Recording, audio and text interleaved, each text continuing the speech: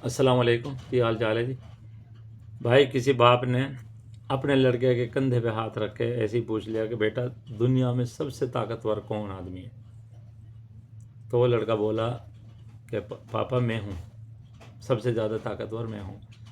उसके बाप ने कंधे से हाथ हटा के उसको पूछा, बोला कि तू ताकतवर है तो फिर दुनिया में कमज़ोर कौन है।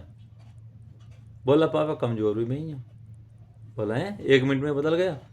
बोला हाँ, जब आपने पहली बार पूछा ना तो आपका जो हाथ है ना मेरे कंधे पे रखा हुआ था।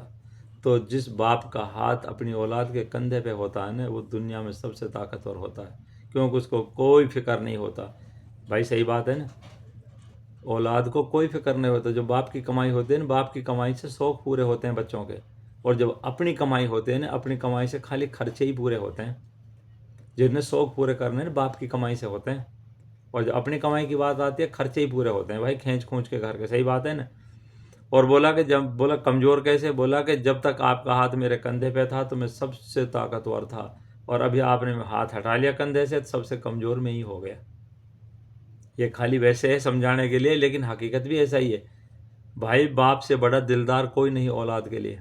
भाई सही बात है ना। Okay thank you. कौन कौन भाई सहमत बताएंगे। ओके भाई थैंक यू।